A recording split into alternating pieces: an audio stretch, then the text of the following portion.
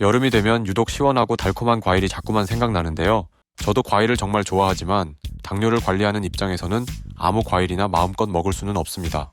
실제로 대한당뇨병 학회에서 권장하는 하루 과일 섭취량을 보면 우리가 생각하는 것보다 훨씬 적은 양을 먹어야 한다는 걸 알 수 있습니다. 그런데 그 중에서도 사과는 조금 특별하다는 이야기가 있습니다. 바로 껍질째 먹으면 혈당이 덜 오른다고 하는데요. 실제로 사과를 껍질째 먹었을 때 혈당이 확실히 덜 올랐다는 분들도 있습니다. 오늘은 껍질이 있는 사과와 없는 사과를 먹어보고 혈당 변화가 실제로 어떻게 다른지 직접 측정한 데이터를 통해 확인해보며 사과를 어떻게 먹는 게 혈당 조절에 도움이 되는지 알아보도록 하겠습니다. 실험 방식은 다음과 같습니다.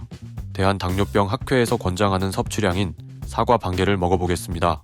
껍질이 없는 사과와 껍질이 있는 사과를 먹어보고 혈당을 비교해봤습니다.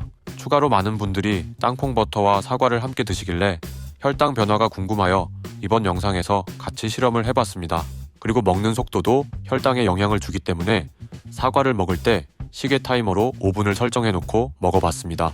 사과는 최대한 다른 음식에 영향을 받지 않기 위해 공복 상태에서 섭취했습니다. 혈당 측정은 바로젠핏 연속 혈당 측정기를 사용했습니다. 먼저 껍질이 없는 사과입니다. 사과 반을 자르고 껍질을 깎아서 준비했습니다. 그리고 5분 동안 천천히 먹었습니다.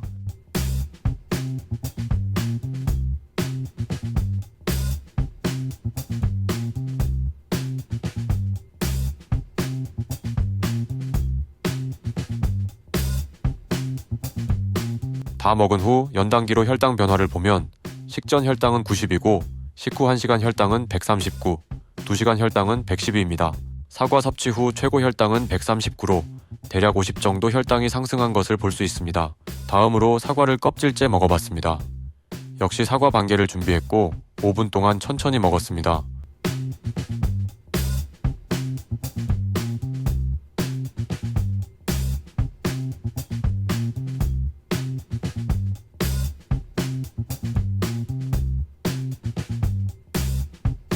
먹은 후 연단기로 혈당 변화를 보면 식전 혈당은 100이고 식후 1시간 혈당은 133, 2시간 혈당은 105입니다. 사과 섭취 후 최고 혈당은 133으로 대략 30 정도 혈당이 상승한 것을 볼 수 있습니다. 마지막으로 껍질이 있는 사과와 땅콩버터를 같이 먹어봤습니다. 사과 반쪽을 준비했고 5분 동안 땅콩버터와 같이 천천히 먹어봤습니다. 땅콩버터는 제가 평소에 먹는 한 스푼의 양을 사과에 여러 번 나누어 먹었습니다.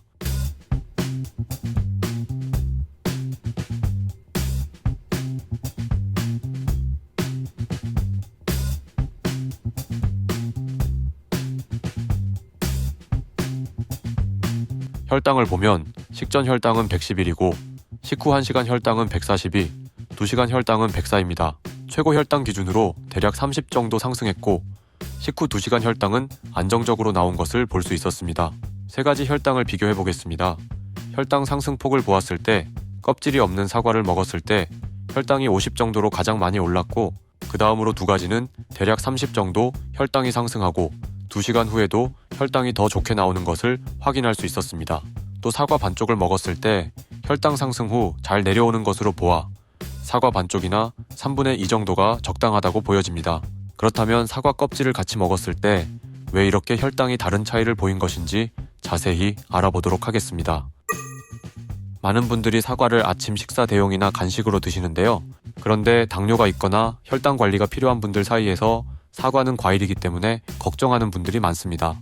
하지만 사과를 적정량 먹게 된다면 긍정적인 효과를 얻을 수 있는 과일입니다. 하버드 공중보건대학교 연구진에 따르면 사과를 일주일에 최소 2번 이상 섭취한 사람들은 한 달에 한 번 미만으로 섭취한 사람들에 비해 제2형 당뇨병 발병 위험이 최대 23% 감소했다고 합니다. 사과는 100g당 57칼로리로 수분이 85% 이상이며 그 외에 단백질, 유기산, 비타민, 칼슘, 칼륨 등 다양한 영양소가 들어있습니다.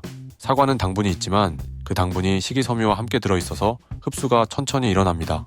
특히 사과에는 팩틴이라는 수용성 섬유소가 풍부한데 이 섬유는 위장에서 젤처럼 변해 당의 흡수를 지연시키는 역할을 합니다. 팩틴은 우리 체내로 들어가게 되면 장 기능을 활성화시켜주고 체내 노폐물을 배출시키는 작용을 하는데 아침에 사과를 먹으면 좋은 이유가 바로 이 팩틴 때문입니다. 하루를 시작하는 아침에 먹는 사과는 장 운동을 원활하게 해주는 팩틴 성분이 배변 활동을 좋아지게 합니다. 추가로 사과 속에 들어있는 당분과 유기산이 위 활동을 촉진시켜주고 소화 흡수가 잘 되도록 도와주기 때문에 아침에 먹는 사과가 금사과다 라는 말이 나오게 되었습니다. 반대로 밤에 먹으면 독사과인 이유는 밤에 사과 섭취 시 장 운동이 활발해지기 때문에 오히려 숙면에 방해가 될 수 있기 때문입니다. 자는 동안 소화가 안 된 식이섬유들이 가스를 만들고 속을 더부룩하게 만들어서 위장병이 있는 경우에는 더욱 악화될 수 있고 가스가 차거나 복부 불편감이 생길 수도 있습니다.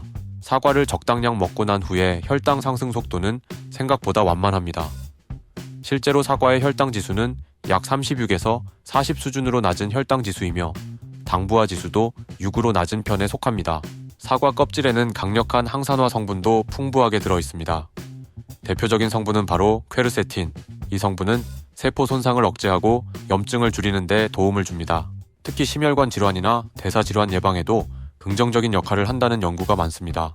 이러한 성분들은 사과 껍질에 더 많이 들어 있으니 당뇨인이라면 껍질째 드시는 걸 추천드립니다. 사과가 혈당 조절에 도움이 되고 당뇨인이 먹어도 된다고 하지만 먹는 방법과 적정량을 지키는 것이 중요한데요. 당뇨인을 위한 사과 먹는 방법과 적정량에 대해 알아보도록 하겠습니다. 과일은 식품섬유 공급원이지만 당류의 함량도 높아서 당뇨인이라면 혈당이 급격히 상승할 수 있기 때문에 적절한 양을 섭취하는 것이 중요합니다. 당뇨인의 사과 적정 섭취량은 일반적으로 반쪽에서 3분의 2쪽 정도가 적당하다고 알려져 있습니다. 하지만 사람마다 음식에 대한 혈당 반응은 다릅니다. 체질, 현재의 혈당 조절 상태, 운동량 등에 따라 크게 달라질 수 있기 때문에 직접 혈당을 측정해가며 자신에게 맞는 적정량을 확인하는 것이 가장 정확한 방법입니다. 저 같은 경우에도 당화혈색소가 10 이상일 때는 사과 한 조각만 먹어도 혈당이 200을 넘는 경우가 있었습니다. 그런데 운동을 꾸준히 하고 체중이 감소하면서 근육량이 늘고 당화혈색소가 좋아진 이후에는 같은 양의 사과를 먹어도 혈당이 더 안정적으로 유지되기 시작했습니다. 이처럼 본인의 혈당 조절 상태에 따라 사과 섭취량과 혈당 반응이 달라진다는 점을 기억하셔야 합니다. 사과를 먹을 땐 생과일 형태로 섭취하는 것이 좋습니다. 사과가 좋다고 해서 사과즙이나 사과 주스 형태로 드시는 분들도 계신데요.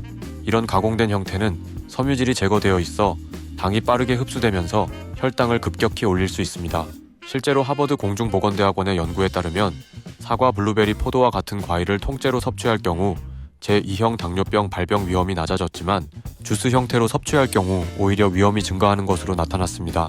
또한 통조림 과일은 설탕이 첨가된 경우가 많고 말린 과일 역시 설탕 처리되어 있을 가능성이 높아 당뇨인에게는 피하는 것이 좋습니다.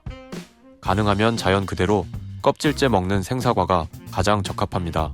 섭취 시점도 중요합니다. 대한당뇨병학회에서는 사과와 같은 과일을 식후 2-3시간 후에 섭취하는 것을 권장합니다. 이 시간은 혈당이 어느 정도 안정화되는 시점이기 때문에 비교적 혈당 부담이 적은 편입니다. 또 요즘 주목받는 거꾸로 식사법에 따라 식전이나 공복에 소량 섭취하는 것도 고려할 수 있습니다. 이 역시 개인차가 큽니다. 예를 들어 저 같은 경우에는 공복에 사과를 먹었을 때 혈당 반응이 더 안정적으로 나타났습니다. 여러 시간대에 소량 섭취하며 혈당을 체크해보는 실험을 해보시는 것도 추천드립니다. 오늘은 당뇨인에게 도움이 되는 사과 먹는 방법에 대해 알아보았습니다. 앞으로는 사과를 드실 때 껍질과 함께 드셔보시길 바랍니다. 여러 시간대에 소량 섭취하며 혈당을 체크해보는 실험을 해보시는 것도 추천드립니다. 저는 앞으로도 당뇨인에게 도움이 되는 영상을 꾸준히 올릴 테니까요. 저와 같이 혈당 관리를 잘하고 건강해지고 싶으신 분들이라면 구독을 해주시고 지켜봐 주시면 감사하겠습니다. 오늘도 시청해주셔서 감사합니다.